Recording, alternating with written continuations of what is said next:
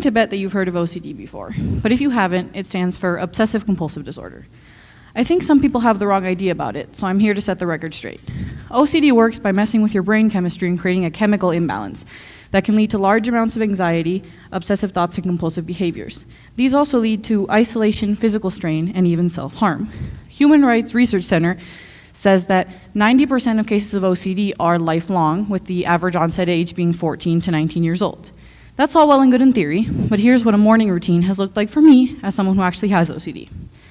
When I wake up, I go to turn on the lights, but it doesn't feel right, so I turn them off and back on again, and I keep doing this until I've done it about 15 times. Then I walk downstairs to get breakfast.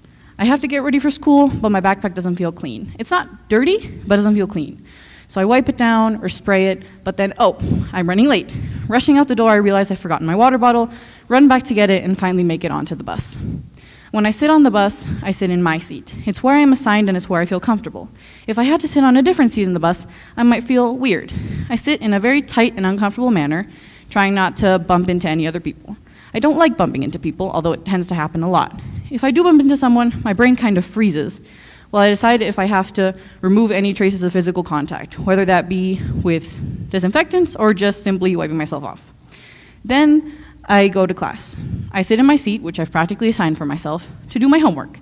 I know I should do it at home, but I just avoid things that I don't want to do until the very last minute. This may sound like a horrible way to live, and the truth is, it can be, but that doesn't mean that it lasts forever. Although the intrusive thoughts never fully leave, they do get quieter and quieter until finally they're just an easily ignored voice in the back of your head.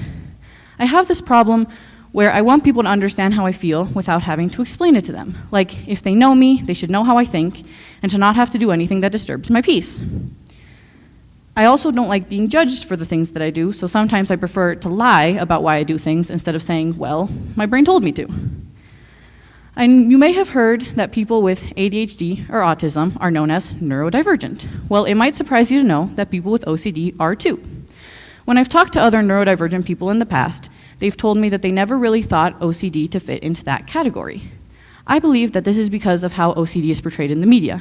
I never really noticed it until my diagnosis, how often people would use OCD as an excuse for why they had to have things a certain way, saying, I'm just so OCD because they like to keep things tidy. And when people hear things like this so often, it makes them take the disorder less seriously. So when they're ever asked about OCD, they say things like, the people that just have to wash their hands a lot and keep things neat.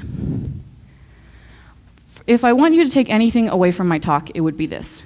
Next time you have a thought or a feeling of having to do something, try to explain it in a way that doesn't say necessarily that you have OCD, just because these are very common experiences.